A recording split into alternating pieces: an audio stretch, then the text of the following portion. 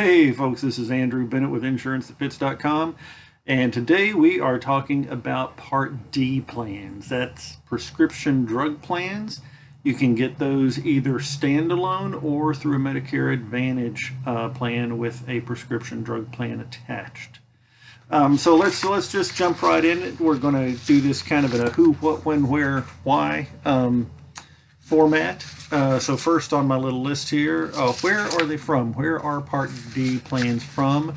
And they are from insurance companies like Humana, United Healthcare, SilverScript, WellCare. All those kind of companies have Part D plans. Those plans are regulated by CMS. That's the Center for Medicare and Medicaid Services. And what do they cover? They cover prescriptions essentially that you fill at the pharmacy. Okay, now that may seem like, well, of course they do, but there are also Part B drugs that are covered by your medical insurance. That's typically going to be stuff that you get at the doctor's office, like chemotherapy is probably the best known Part B drug. So every plan has to have drugs in every therapeutic category, first off.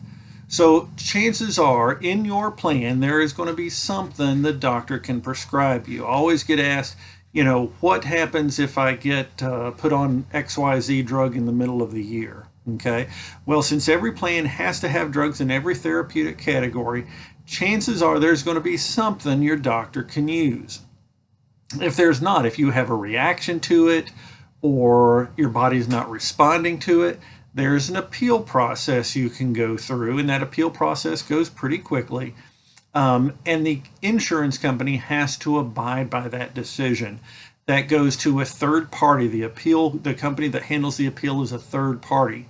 So before the ACA, the Affordable Care Act, what people call Obamacare, before that, the appeals went to the insurance company, believe it or not. It was like the fox guarding the hen house.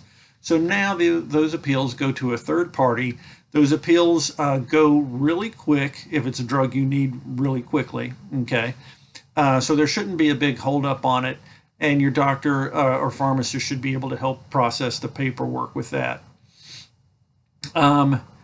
Where can you use a Part D plan? So every Part D plan virtually has a preferred network of pharmacies, just like the medical portion of your coverage has a preferred network of physicians. So you want to make sure that you're in your preferred network, okay? Sometimes that'll include local pharmacies. Sometimes it's mainly big chains. So it just kind of depends. You have to look company by company. There's also mail order options, of course. Most every company out there, I've never seen a Part D company that doesn't have a mail order option. It used to be when mail order first came out, it was a lot less expensive than shopping at the pharmacy, mainly because they filled a 90-day supply. But these days, pharmacies fill 90-day supplies as well. So just because it's mail order doesn't mean it's less expensive. Okay, so keep that in mind. You want to look at both places. When can you get a Part D plan? So when you're turning 65 and you're signing up for Medicare, obviously you can get one then. You can get one if you have a special enrollment period. That's like if you move from one state to another, because all these plans are state regulated. And then also each year during annual enrollment, and that goes from October 15th to December 7th. And all the changes made in that time period will take effect on January 1. Okay, that's October 15th through December 7th, all right? What happens if, let's see, I've already covered that. If there's a drug that's not covered, what's the best plan? I get asked that all the time. I just want to be on the best plan. What's the best plan out there?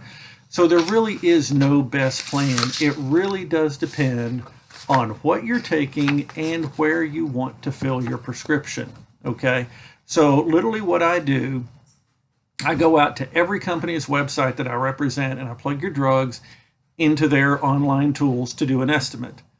Now, there is a place on Medicare.gov where you can do that, but I have found repeatedly that the Medicare.gov tool just isn't very accurate. So I go to the individual company's websites and do it on those websites. That's the most accurate way to do it.